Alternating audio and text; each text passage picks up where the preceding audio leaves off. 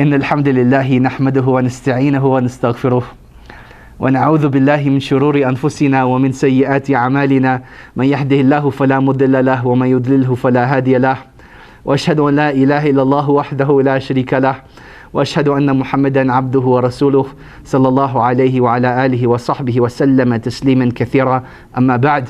My dear brothers in Islam, Assalamu alaikum wa rahmatullahi wa barakatuh. So tonight's halaqah is going to be on Imam Abu Dawood as-Sijistani. And I want to start off the halaqah by sharing an interesting story that I read about his Shaykh, who was Imam Ahmad ibn Hanbal, rahimahullah ta'ala. So the teacher that Imam Abu Dawood spent the most amount of time with, benefiting from and learning from, was Imam Ahmad ibn Hanbal. And it was known through his son Abdullah that Imam Ahmad used to pray over 100 rak'ahs each and every single night, except when Yahya ibn Ma'in used to come and visit. So after Yahya ibn Ma'in left, he asked his father, oh my father, why is it that tonight you didn't pray, the amount of prayer that you usually do? And then Imam Ahmad, he sat his son down and he told him, look, as for the rak'ahs that have been missed, then those can be made up later on. Whereas the opportunity to sit and benefit from a person of knowledge, then that is something that cannot be made up, and that is why that opportunity should be seized at all times.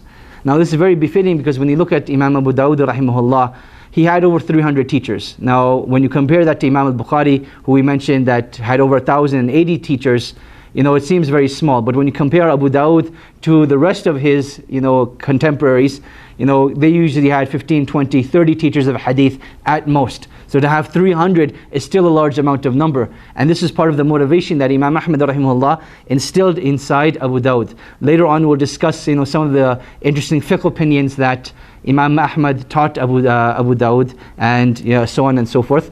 But let us start off with his name, inshaAllah ta'ala. So Imam Abu Dawood, his name is actually differed upon. He's one of the few individuals that, even though he was very profound and very renowned, they did not document his name properly. So opinion number one in terms of his name was Sulaiman ibn al-Ash'ath ibn Ishaq ibn Bashir ibn Shaddad ibn Amr al-Azadi as-Sijistani. And it was also said, the second opinion is Sulaiman ibn Ash'ath ibn Shaddad ibn Amr, and it skips Ishaq ibn Bashir ibn Shaddad, it skips Ishaq ibn Bashir at that time. So Allah subhanahu wa ta'ala knows best. Imam al-Dhahabi said the first opinion is stronger, that from his from his grandfathers was Ishaq ibn Bashir. Now, in terms of what is Al-Azadi and what is Sijistani, Al-Azadi is one of the pure Arab tribes, and from the Imams that we have discussed, Imam Abu Dawood is the first actually pure Arab from all of the Imams of Hadith that we've discussed. All of the others, they were Musta'arab. They became Arab due to the tongue of learning the Arabic language. And that is where Al-Azadi comes from, Azad being a tribe from Yemen, and that is his lineage going back to the people of Yemen.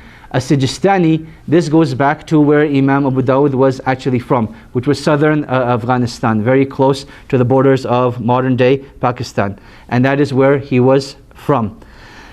As for when he was born, Imam Abu Dawood, he narrates about himself that he was born in the year 202. He was born in the year 202. And in that very narration where he talks about him being born in the year 202, he documents about how he traveled to Iraq for the first time. He traveled to Baghdad for the first time in the year 220.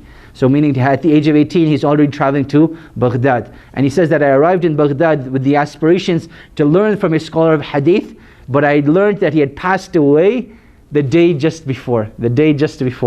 Now, I think about a narration like this and you're like, man, all that effort gone to waste, subhanAllah. You travel the journey of months to go and meet this scholar of hadith, to find out he passed away. When did he pass away? Not months ago, not years ago, but yesterday. That had you just come 24 hours earlier, you potentially could have benefited from this individual.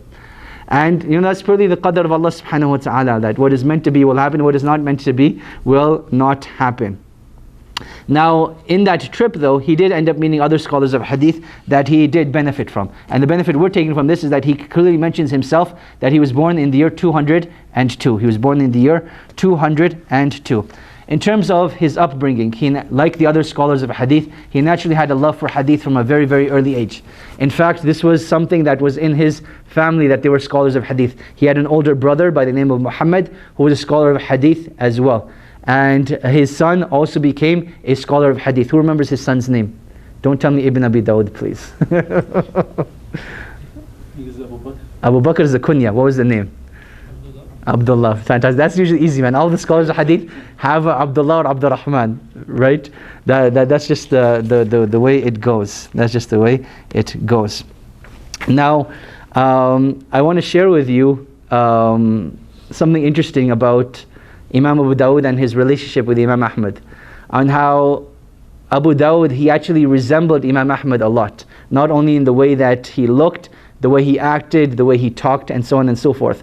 So much so that one of the commentators, one of the narrators of Sunan Abi Dawud, whose name is Ibn Udasa, his name is Ibn Udasa, and we'll come to learn more about him later on. He narrates that, and this is Imam al-Dhahabi, quoting this, he says, بلغنا أن أبا داود كان من علماء العاملين حتى أن بعض الأئمة قال كان أبو داود يشبه بأحمد بن حنبل في هديه ودله وسمته، وكان أحمد يشبه في ذلك بوقيع، وكان وقيع يشبه بسفيان، وسفيان بمنصور، ومنصور بإبراهيم، وإبراهيم بألقمة، وألقمة بعبد الله بن مسعود رضي الله عنه. وقال علقمة كان ابن مسعود يشبه بالنبي صلى الله عليه وسلم في هديه ودله.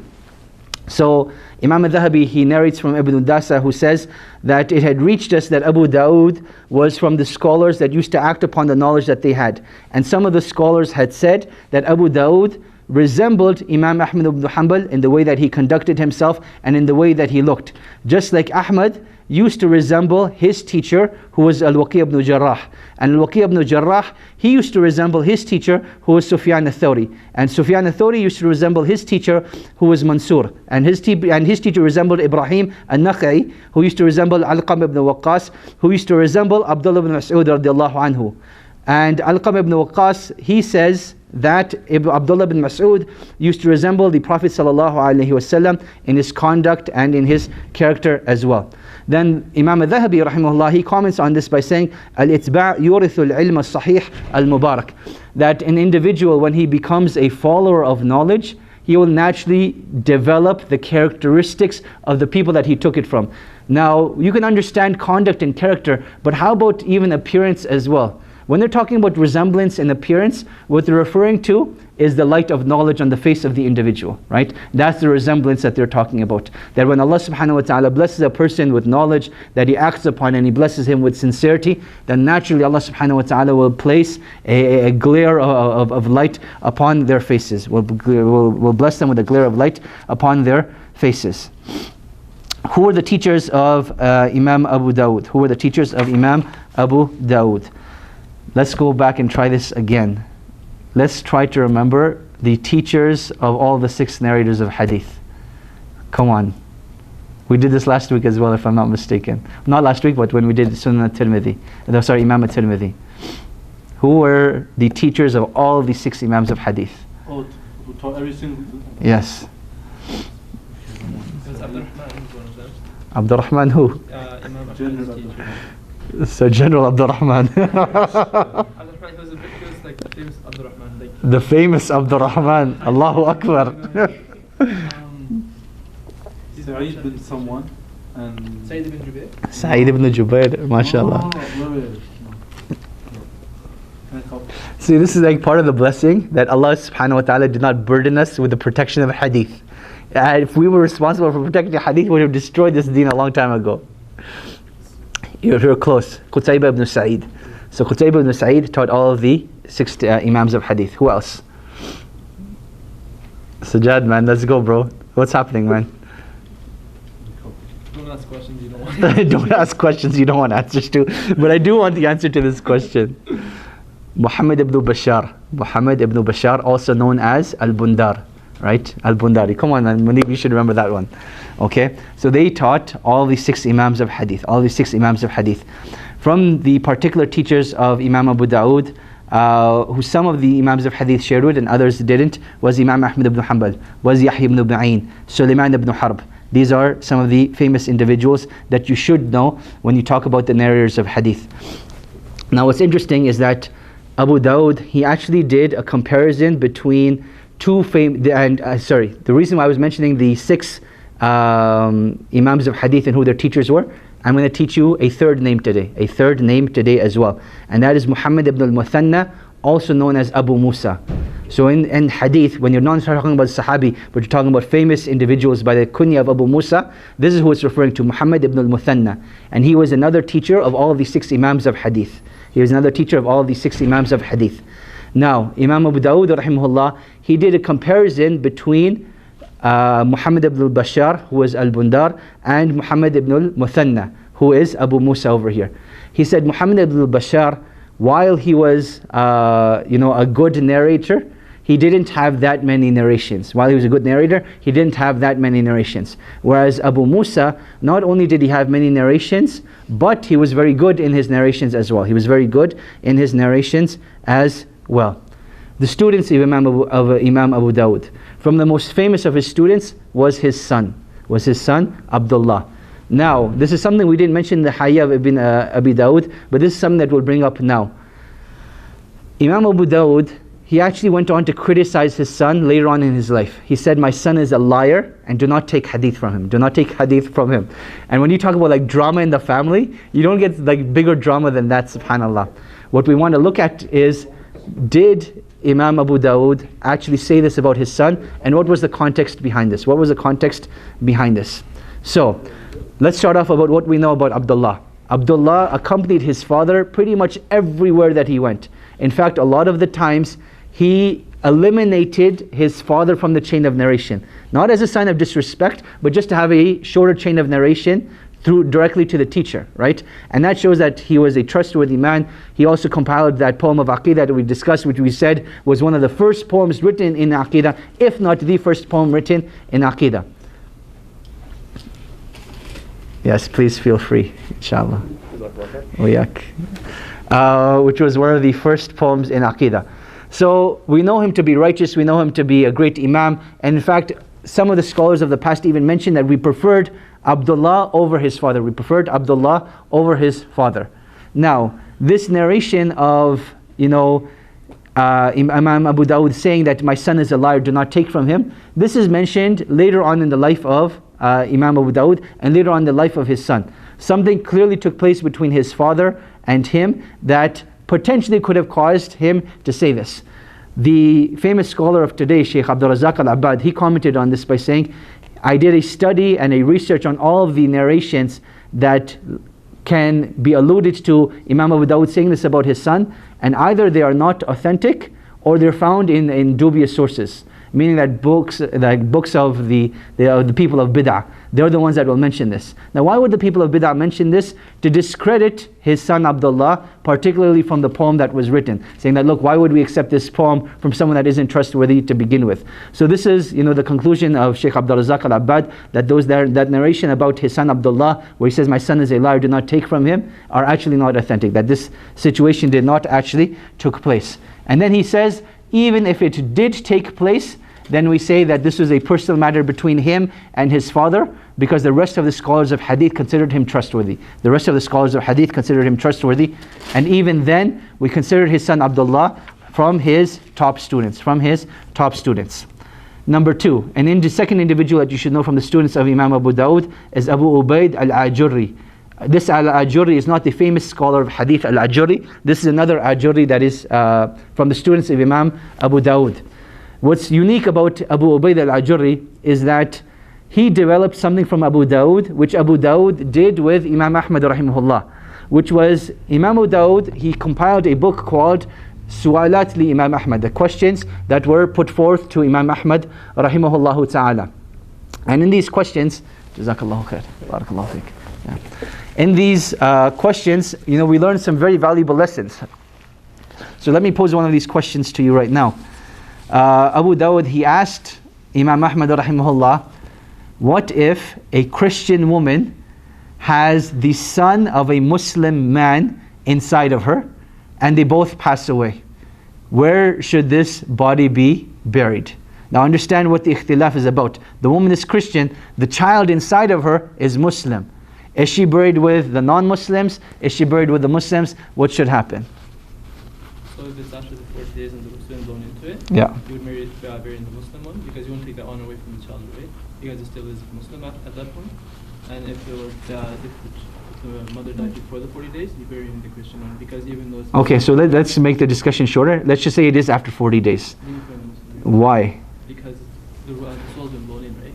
And if the child takes on the religion of the father, if the father is a Muslim in this case, But then why would you bury a non-Muslim woman in the Muslim graveyard? because you wouldn't take that right away from the child, right? So why do we give the woman a more right than she deserves? It's the honor of the Muslim inside. This doesn't make sense. You take the honor from a Muslim child away and take it away from the Muslim's graveyard, take him away from the Muslims and put him in a Christian graveyard. It wouldn't make sense. I mean, you have fiqh in one area, but you're lacking fiqh in a completely different area. But a good answer, a good effort, mashallah. Khubayb, go ahead. Me personally, it's I would say that when younger Jewish kids that have not had puberty passed away, or Christian kids, they were buried in their own graveyards.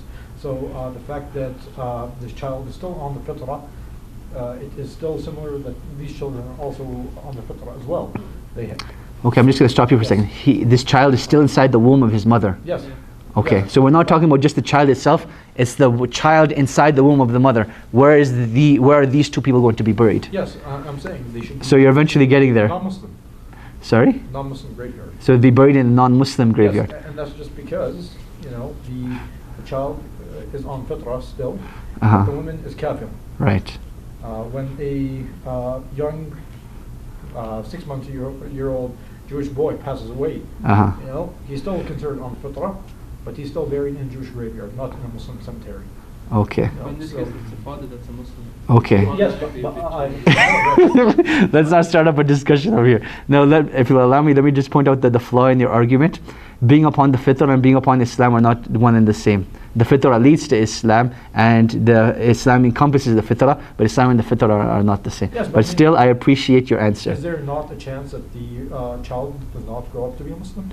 There's always a chance for everything. Yes. Even though this child right now, is technically not a Muslim because it's not born yet, Okay. right? But we're still discussing the issue over here. Okay. Who else had their hand up? Go ahead. I think the question is not good. The question is not good. This is Abu Dawood asking Imam Ahmad rahimahullah. How do we know the side is a Muslim or not Muslim?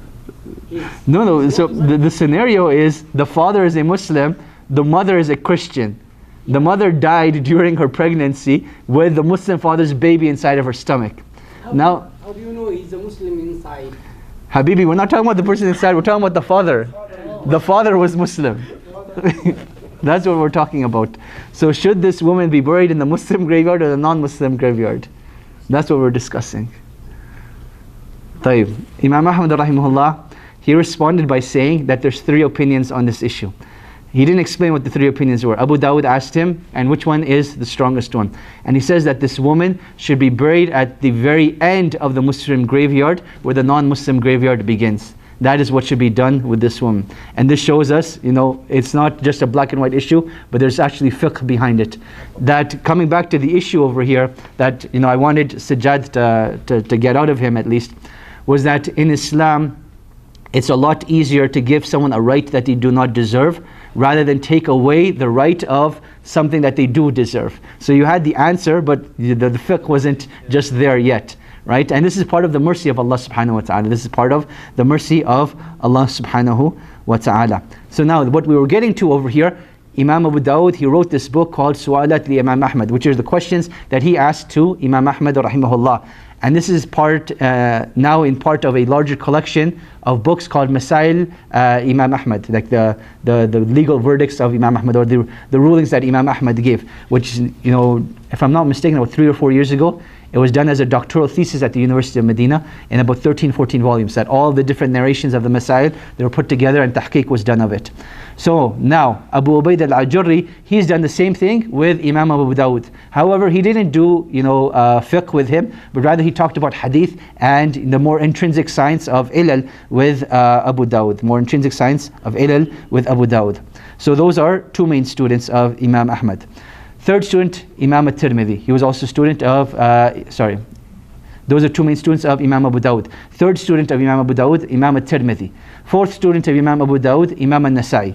What's interesting about Imam al-Nasai is that, was Imam al-Nasai actually a student of Imam Abu Dawood or not? An-Nasa'i, as we'll come to talk about sometime in the future inshallah, he says in his collection of hadith, وَقَالَ أَبُو دَاوُد وَحَدَّثَنَا أَبُو دَاوُد. The Abu Dawud that he's referring to over here, is it actually Abu Dawud al-Sijistani that we're talking about today, or is it another Abu Dawud? And this is like one of the issues with kunyas. When you leave it just as a kunya and you don't define who it is, or a laqab or a particular characteristic that they may have had, it's almost impossible to tell. However, upon further research, it does seem that Imam al-Nasa'i, he did narrate from Abu Dawud. He did narrate from Abu Dawud. Another interesting thing about Imam Ahmad and Abu Dawud is that Abu Dawud, rahimahullah, like his pride and joy, like you would ask someone, what is like your biggest achievement in life? When Abu Dawud was asked this question, what is like your big achievement? He said, I narrated one hadith to Imam Ahmad ibn Hanbal. Like one hadith he didn't know, I narrated it to him. And in Sunan Abi Dawud, when you actually find this hadith, in some of the versions you'll see وَحَدَّثْتُ هَذَا الْحَدِيث li Ahmad ibn Hanbal, that and I narrated this hadith to Ahmad ibn Hanbal as like his big pride and joy, Now, in terms of the praise of the scholars for Imam Abu Dawud, very, very interesting praises. I want to share these with you, and subhanallah, it really puts things into perspective how blessed the scholars of hadith were. So the first one is one of the scholars of hadith by the name of Musa ibn Harun. Inshallah, you can't forget this. Musa ibn Harun, right? He says, خُلِقَ أبو داود في الدنيا للحديث وفي الآخرة للجنة زاد الذهبي وغيره وما رأيت أفضل منه.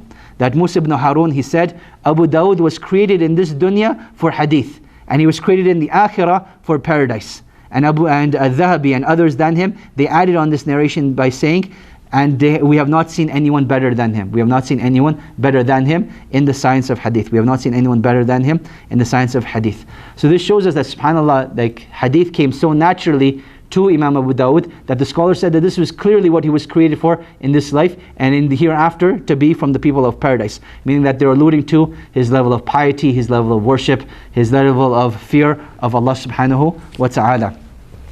Other praises for Imam Ahmad rahimahullah. Let's find another one that I had. There's an individual by the name of Muhammad ibn Ishaq as-Saghani. Muhammad ibn Ishaq as-Saghani. He said, "Ulina li Abi Dawood al-Hadith kama ulina li Dawood al-Nabi al-Hadith." That hadith came so easily to Imam Abu Dawud rahimahullah, just like that the bending of metal came very easy to the Prophet Dawood alayhi salam. Then Abu Hatim ibn Hibban, he said, وَأَبُو دَاوُد أَحَدَ أَئِمَّةِ الدُّنْيَا فِقْهًا وَعِلْمًا وَحِفْظًا وَنَسَكًا وَوَرْعًا وَإِتْقَانًا وَجَمَعَ وَصَنَّفَ وَذَبَّ عَنِ السُّنَنِ. So Abu Hatim ibn Hibban, one of the great scholars of hadith as well, he says Abu Dawood was from the major imams in this dunya of fiqh and knowledge and memorization and piety and proficiency, and he compiled and he authored and he protected the sunnah of the Prophet sallallahu alaihi wasallam. Abu Abdullah ibn Manda, one of the other great scholars of hadith and fiqh, he says أخرجوا وميزوا الثابت من المعلول والخطأ من الصواب أربعة البخاري ومسلم وبعدهما أبو داود السجستاني وأبو عبد الرحمن النسائي. He says that there were 4 individuals that compiled hadith and distinguished between that which is authentic from that which is has a weakness in it, and that which is a mistake from that which is correct, are 4 individuals, Al-Bukhari and Muslim, and then after them was Abu Dawud al-Sijistani and Abu Abdurrahman al-Nasa'i. From the other virtues of Imam Abu Dawud rahimahullah was his relationship with the rulers, So he used to have a khadim, someone that used to serve him, who says, فصلينا المغرب إذا قرع الباب فإذا خادم يقول هذا الأمير أبو أحمد الموافق أخو الخليفة آنذاك يستأذن فدخلت إلى أبي داود فأخبرته بمكانه فأذن له فدخل وقعد ثم أقبل عليه أبو داود وقال ما جاء بالأمير في مثل هذا الوقت؟ قال خلال 3. قال وما هي؟ قال تنتقل إلى البصرة فتتخذها وطنا ترحل إليك طلبة العلم من أقطار الأرض. قال هذه واحدة. هات الثانية. قال تروي لأولادي كتاب السنن. قال نعم. هات الثالثة. قال تفرد لهم الرواية فإن أولاد الخلفاء لا يقعدون مع العامة. قال أما هذه فلا سبيل إليها فإن الناس شريفهم ووضيعهم في العلم سواء. قال ابن جابر فكانوا يحضرون بعد ذلك ويقعدون ويضرب بينهم وبين الناس ستر فيسمعون مع العامة. So the servant of Imam Abu Dawood, he says that we prayed Maghrib together one day when someone knocked on the door. And when he checked to see who it was the brother of the Khalifa. It was the brother of the Khalifa. So he told Abu Dawood, who was here, and Abu Dawood welcomed him in, and he, embraced him, and he asked him, what is it that's bringing you this late in the night to my house? And he says, there's three things. The first of them is that I want you to move to Basra. I want you to move to Basra. So Imam Abu Dawood rahimahullah, he is in Baghdad at this time with Imam Ahmad when this is taking place. So he's being told to move to Basra. Why should he move to Basra? Because it is a land through which the students of knowledge will come and travel to you. Meaning that Imam Abu Dawood, look, there's already Imam Ahmad, there's already other scholars in Baghdad. Why don't you move to Basra now? So that Basra can become a capital of learning as well, just like Baghdad was. So he says, fine, I will do whatever you say. Then he says, give me the second thing that you want. He says, I want you to teach my children your book as-Sunan, the Sunan of Abu Dawood. I want you to teach it to my children. He says, fine, no problem. He says, give me the third. And he says, the third thing I want you to do is, I want you to teach my children privately. I want you to teach my children privately. Because the children of the Khulafa, they don't sit with the laymen. They don't sit with the laymen. Then Imam Abu Dawood rahimahullah, he says, as for this, then this is something that is not going to be possible. Because the noblest of people and the lowest of people, when it comes to seeking knowledge, they all become equal. They all become equal. And Ibn Jabir, who was the Khadim, he says that after that, the children of the Khalifa and his brother, they used to come and they used to sit with the laymen at that time. They used to sit with the laymen at that time. What story does this remind you of? It should remind you of someone who we previously discussed.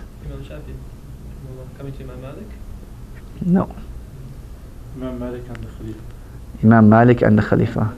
Similar incident. They said the knowledge is... I'll make it simpler. Someone that we discussed previously. Oh, I know a similar situation. Tariq and history. No, I'm for someone that we discussed previously. Imam al-Bukhari went through two fitnas in his life. What were the two fitnas? Sorry? Was one a woman? No. Are you making this up? I don't know what you're talking about. Was one like the creation, was the Quran created, or Fantastic. That was one fitna. What was the second fitna? he was blind? No. Was the He was left alone. No. He was left alone. No. No. His second fitna was with the Khalifa himself. One, the Khalifa was from the Dhuhali family, right? That was one issue. Number two is that the Khalifa wanted Imam al-Bukhari to come and teach his children Sahih al-Bukhari. He wanted his children to learn Sahih al-Bukhari from Imam al-Bukhari, but he wanted Imam al-Bukhari to come to his house.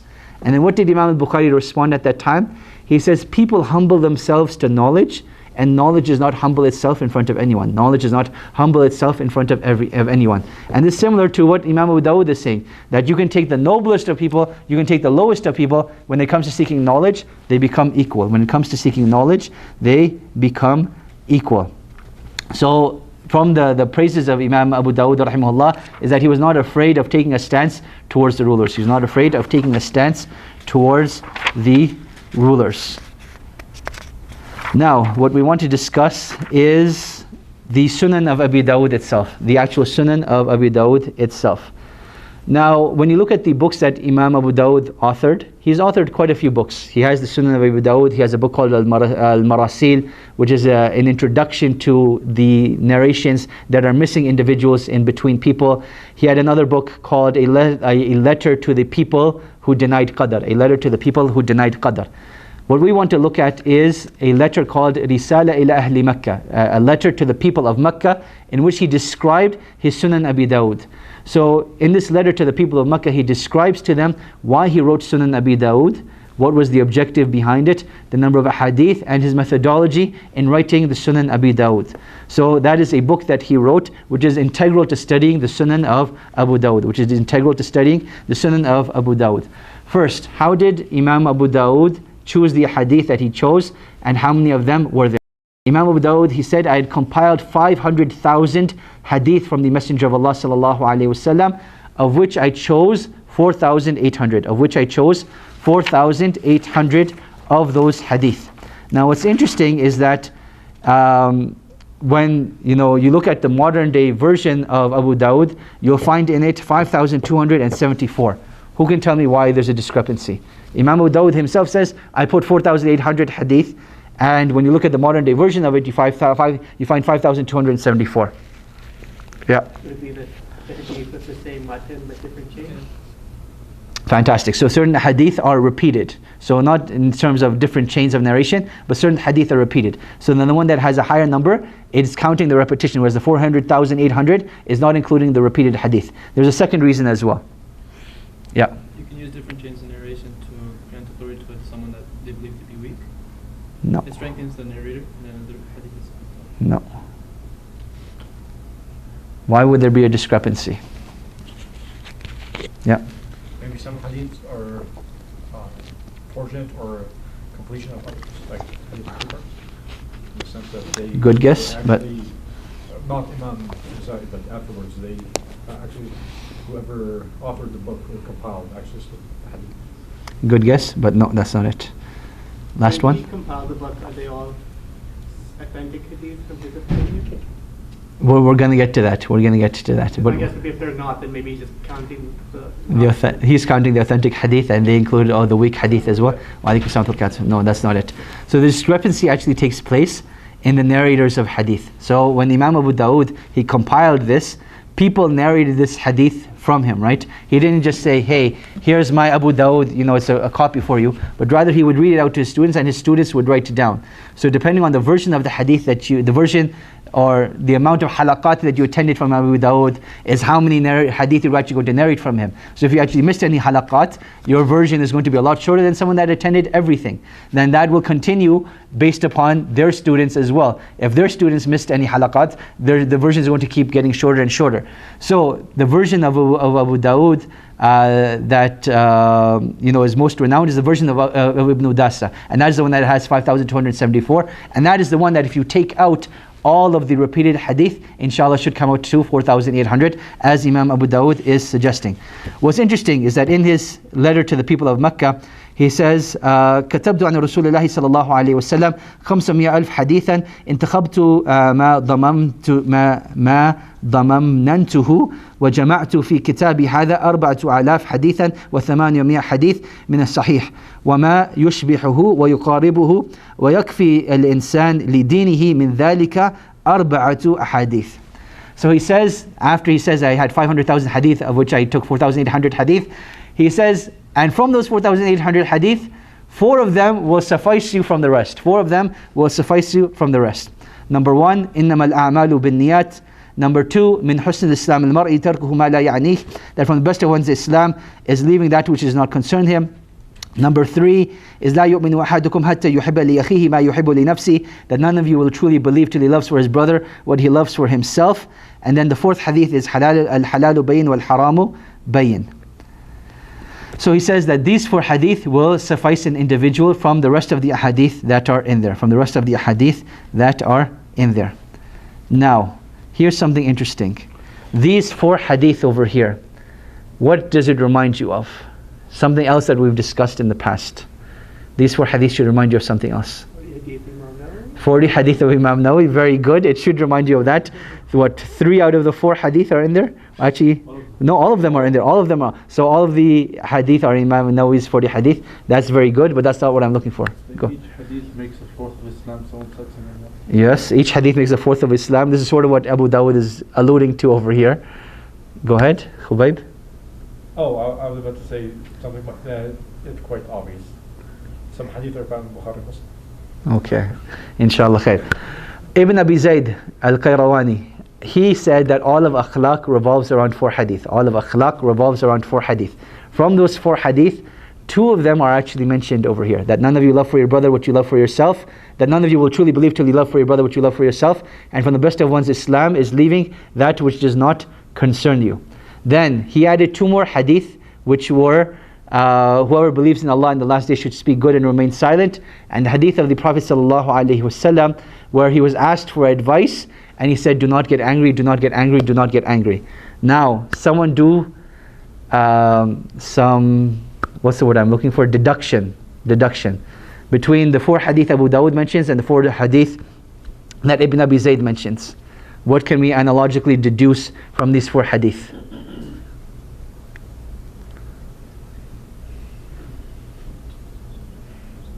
It is late in the evening, man, and it's not even that late.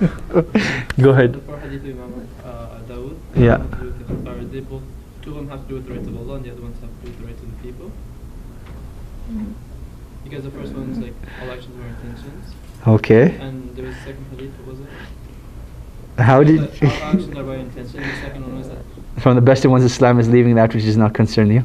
Never mind. No. Inshallah khair. Okay, so I will make it easier for you guys again, inshallah.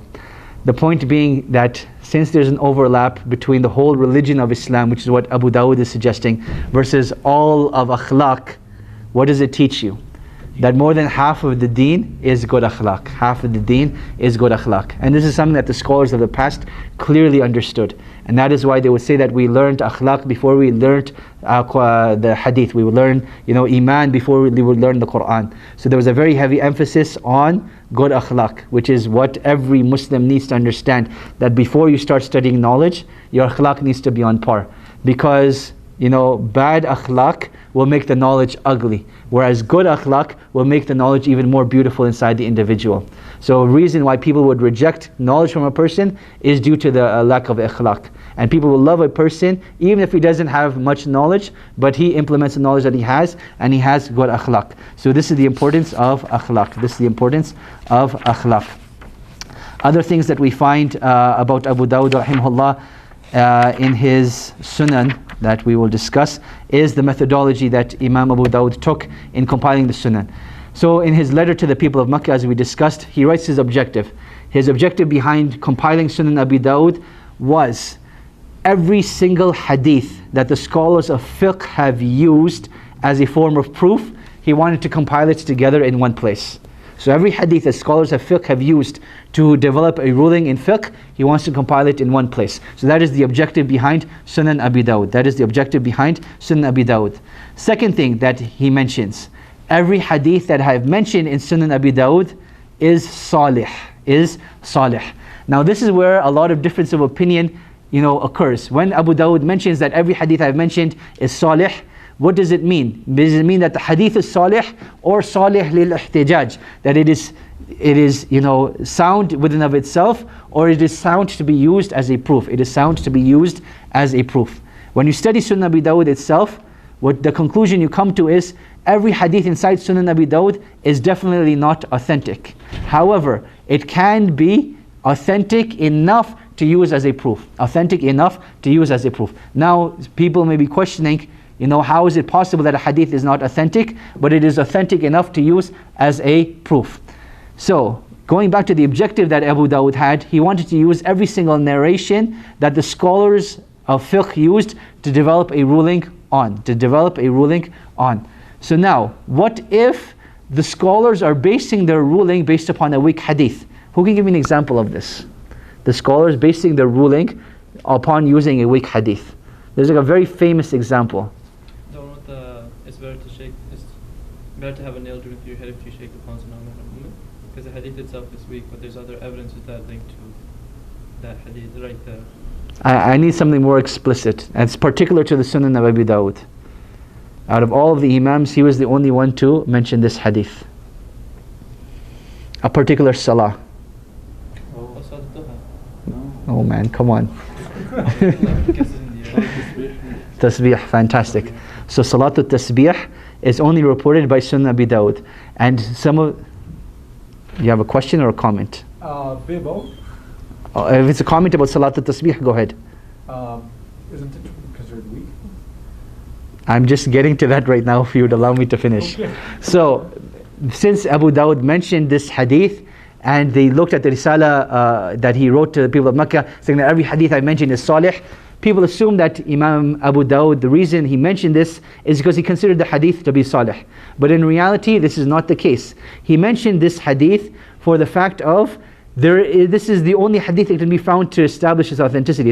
It's an individual hadith that is not shared by a lot of people, and in reality it is a weak hadith. In reality it is a weak hadith, and that is why the other Imams of hadith did not mention it. But why did Imam Abu Dawood mention it over here? It is salih lil-ihtijaj, to prove that, look, this is the only hadith found in the chapter, and this is what they're basing it upon.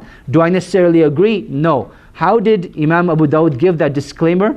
Through a simple principle, that when you mention your isnad, the burden of responsibility is no longer upon you. The burden of responsibility is no longer upon you. You only have the burden of responsibility of conveying what is authentic from what is not authentic if you don't mention the isnad, if you do not mention the isnad. Now, there's another point over here, is that Imam Abu Dawood, he says, I did not quote anyone that there was ijma' that he was matruk. So meaning that anyone who is by consensus to be abandoned, I didn't take any of their narrations from them. I did not take any of their narrations from them. So he did have weak narrators in his sunan, but it was done intentionally. It was done intentionally, right? That if he couldn't find another more authentic hadith, then he would use some of their narrations. But anyone that was, by consensus weak, he would not include them in his book. He would not include them in his book. What else did I want to share with you guys? Then everything else is just, technicalities about Sunan Abi Dawood. Everything else is technicalities about Sunan Abi Dawood. Let's talk about the fiqh of Abu Dawood. Ibn Taymiyyah rahimahullah, when he comments on the 6 Imams of Hadith, he said 2 of them were mujtahids and 4 of them were upon the madhab of Ahlul Hadith. Which ones were which? Who were the 2 mujtahids and who were the upon the madhab of Ahlul Hadith? Bukhari and Muslim. Good guess, but that is not correct. No? No. Not even one. You said 2 mujtahid, 2 Ahlul Hadith. No, 2 mujtahid, and the rest of the 4 Imams were on the madhab of Ahlul Hadith. Oh, Go ahead. Imam Bukhari is a mujtahid. Yes. And Abu Dawud is a mujtahid. Fantastic. Did you just come to that conclusion? No, I think I knew it. You think you knew it? That is the answer. So Ibn Taymiyyah rahimahullah, he says the 2 mujtahids out of the group were Imam al-Bukhari and Abu Dawood, and the rest of the 4 Imams of Hadith were upon the madhab of Ahlul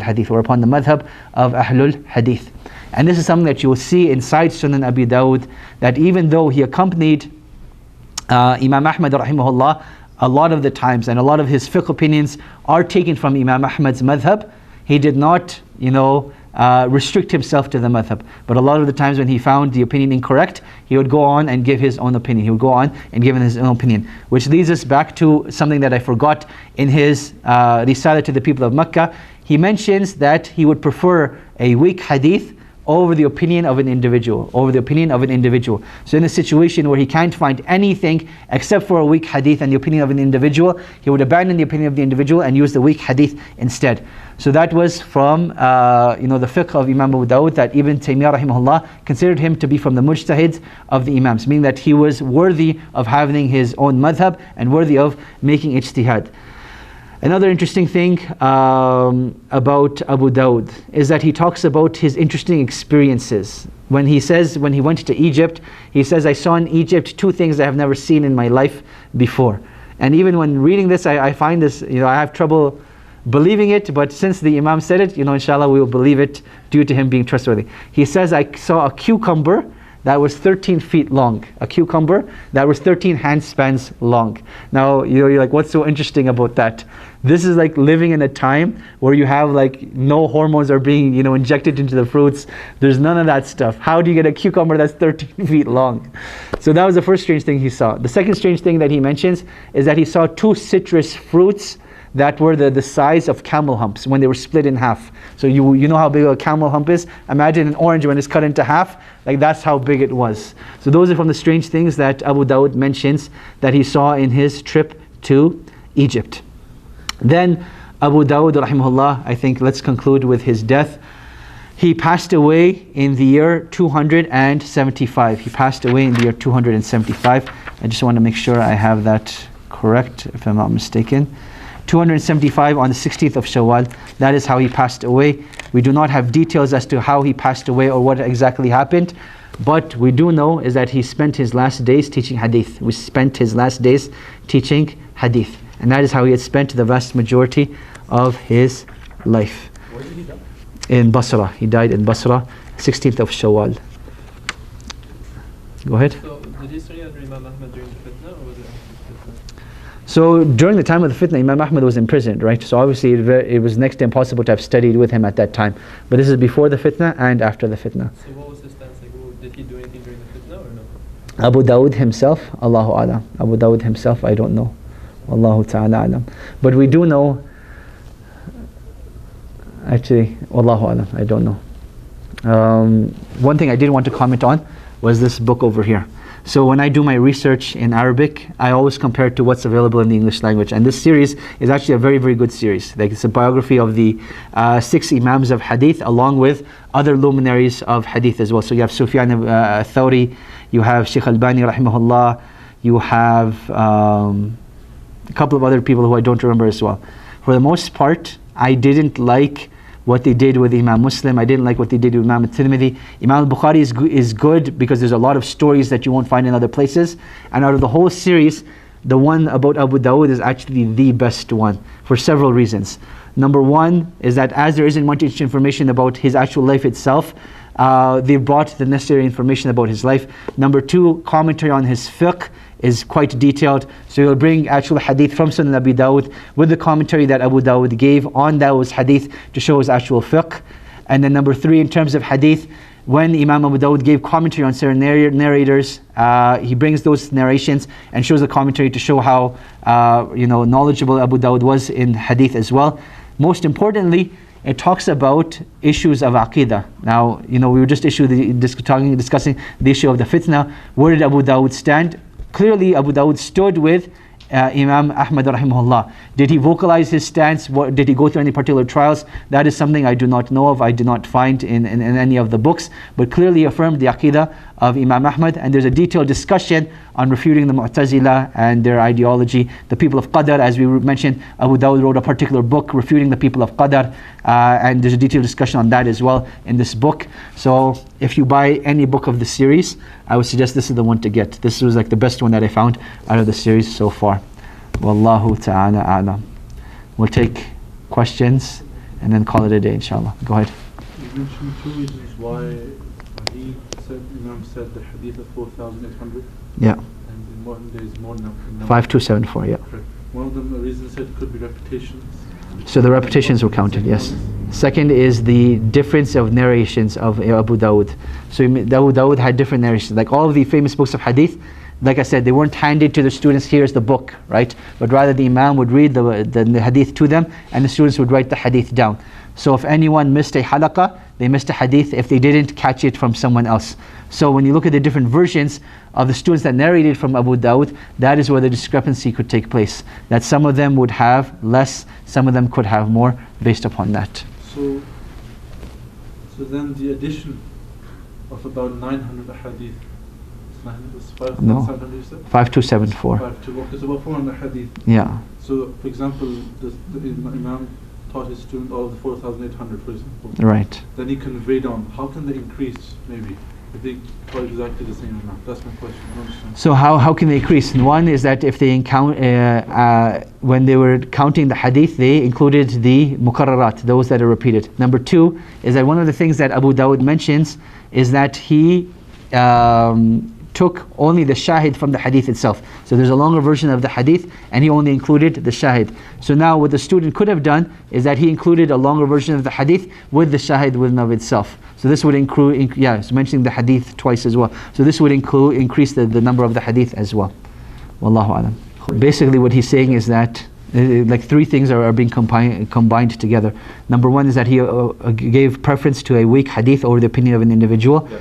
Number two is that all of the hadith that he mentioned are salih lil ihtijaj, that they're for argument's sake you can use them, but it doesn't necessarily mean that the hadith is authentic within of itself. And then number 3, to conclude the discussion, is as long as the chain of narration is there, the burden of proof is upon the person reading it and not the person conveying it. But how sound is this argument though? I mean, nowadays it's not very powerful at all. I could give you, like, anyone could be given a chain of narration, they're like, what do I do with this, right? But as someone like Abu Dawood, and understanding who he's presenting the book to, is very, very powerful. That, hey, I've given you the chain of narration, you do your due diligence now. That, why are you even studying my book if you don't know who the narrators are? but I mean, like, for instance, like when we compare, like, for example, Abu Dawood to Imam Bukhari. Yeah. Imam Bukhari made sure that the chain of narration, there was no break or no gap. Why was Abu Dawood not as thorough on this point? So the issue of here isn't being thorough, it's about what is the objective behind writing the book. So Imam al-Bukhari, he wanted to compile everything that was authentic. Imam Abu Dawood, he wanted to compile all the proofs that the scholars of fiqh use to justify their fiqh opinions, right? And a lot of the times it is weak hadith. So he would choose the strongest out of the weak hadith that he could find and include it in his sahih. Okay. Oh, sorry, include it in his sunan. Okay. وياك. تفضل. Any idea how many weak hadiths included in this? Wallahu ta'ala alam. Wallahu ta'ala alam. I had the number, but I don't remember it offhand. Inshallah, maybe if I check my notes inside the office, I'll be able to give you the exact number. Wallahu ta'ala alam. One of the good things about the English versions now is that they'll actually give you the ruling on the hadith itself. So when you look at the English version, there it has the ruling on the hadith inside of it. Khair. We'll conclude with that. Subhanakallahumma wa bihamdik ashhadu an la ilaha illa anta astaghfiruka wa atubu ilayk.